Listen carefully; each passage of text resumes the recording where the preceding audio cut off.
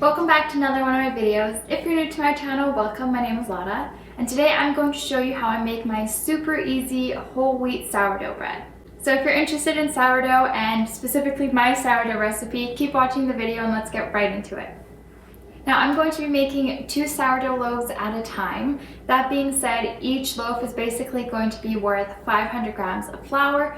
So if you want to make just one loaf, just cut down the recipe in half and you should be good to go as well. Now for reference, it is 2 p.m. so I fed my starter in the morning and it's ready to go. So I'm going to use 200 grams of my starter, 900 grams of water, 20 grams of salt, 40 grams of sugar beet syrup. You can also use honey or any other sweetener if you so choose, and 1 kilo of just plain whole wheat flour. That being said, you can also play around with the amount of water that you use as well as the type of flour that you use. Oftentimes I'll do 400 grams of whole wheat flour and 100 grams of rye flour to get to my 500 grams. But again, it kind of just depends on my mood and what kind of bread I want. But for the sake of this video, we're going to do a really simple whole wheat plain sourdough. So let's get right into it. We're going to start by mixing together our 200 grams of our active starter with our water until we get a nice slushy mix and our starter has kind of dissolved into the water before we do anything else.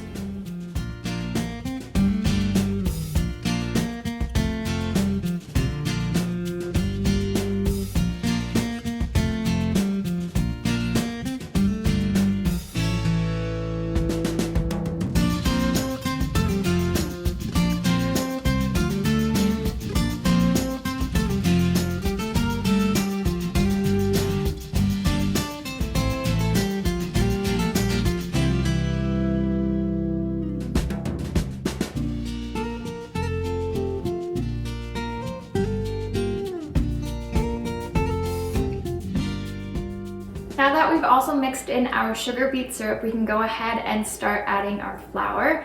Now I prefer doing this in 2 batches just to make it a little bit easier to start incorporating everything together. So I'll add about 500 grams of flour first and then the other 500 grams of flour after I've partially mixed that in.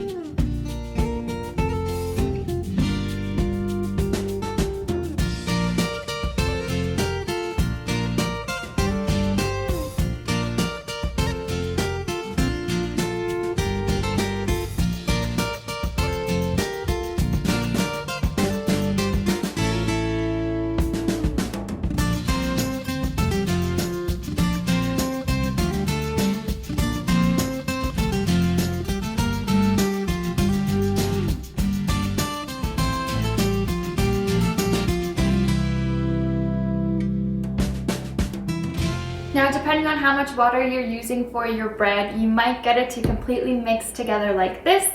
But if you're using a little bit less water, your dough might end up being a little bit more shaggy, which is totally okay. Now we're going to leave our salt out for now because we're going to let this rest for 30 to 60 minutes. Now this part is called the autolyse, and it basically just helps build up some of the strength in your bread and all that stuff. And the salt will inhibit that. So we're going to add the salt after our autolyse and then get into our stretch and folds.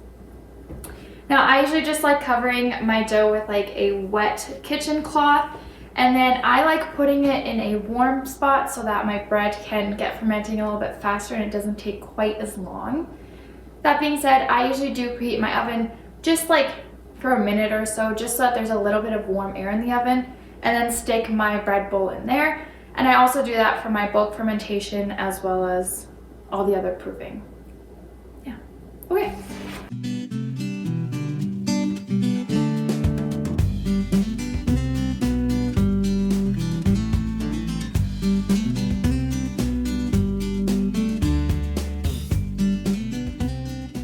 It's been about 45 minutes, so at this point we can go ahead and add our salt. And we're going to knead this together once just to make sure that the salt is completely incorporated. Now you can do this by hand if you want, but I'm just going to use a handheld mixer just to save my hands from getting covered in sourdough.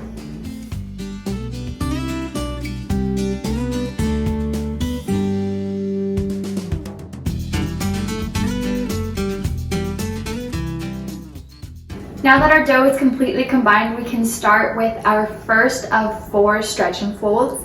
So over the next 2 hours, we're going to do 4 sets of stretch and folds that are about 30 minutes apart. Now because this dough is a little bit more liquid, I'm actually going to do coil folds. So I'm just going to go in with some wet hands to make sure that the dough doesn't stick as much. Pull up the dough a little bit and let it fold over itself. And I'm going to do that for all 4 corners.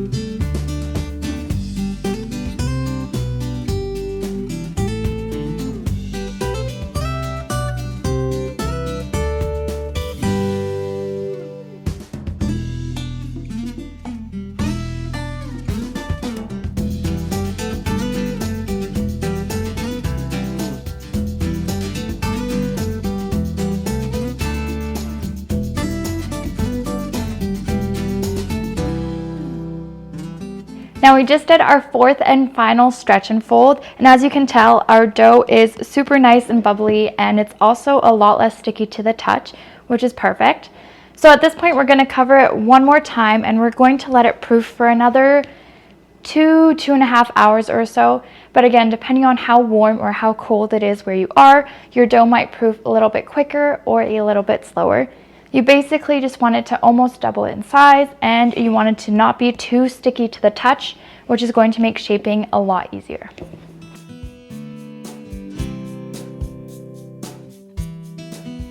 So it's been about 2 hours and our dough has definitely doubled in size. It's super bubbly.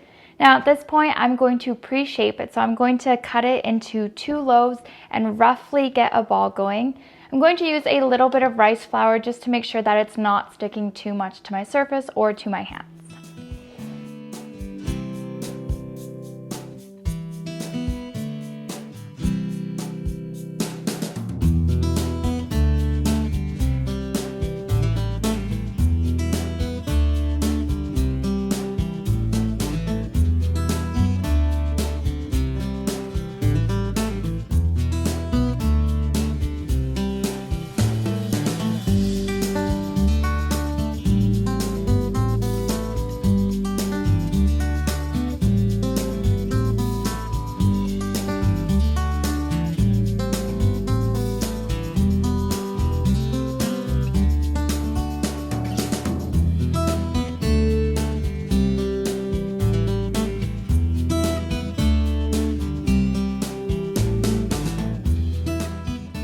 Now I'm going to let my dough rest for about 15 minutes before we do our final shaping.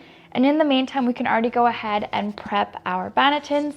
To do that, I'm just going to sprinkle on a little bit of rice flour again, just to make sure that our sourdough comes out nice and easily and it doesn't stick to the liner.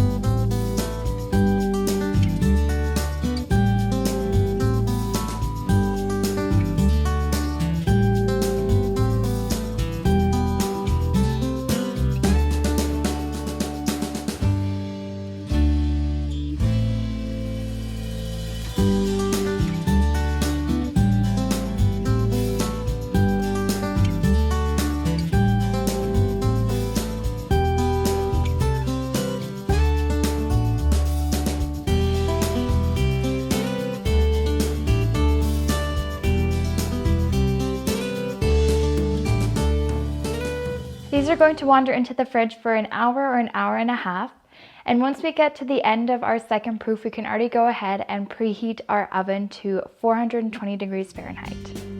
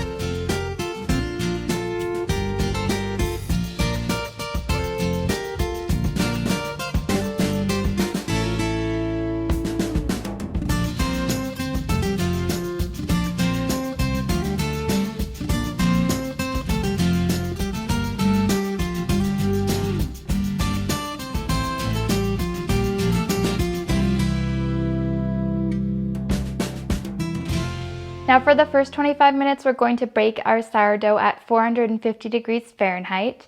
After that, we're going to rotate our trays and lower the temperature to 420 degrees Fahrenheit and bake for an additional 25 minutes.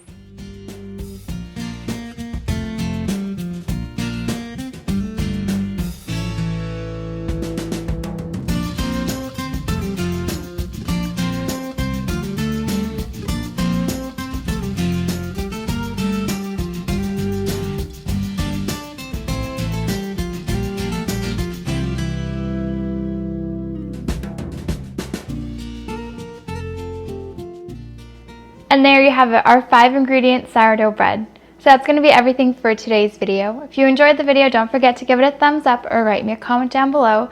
And if you're interested in more sourdough recipes from me, let me know in the comments as well. And I'll see you next Sunday with another recipe.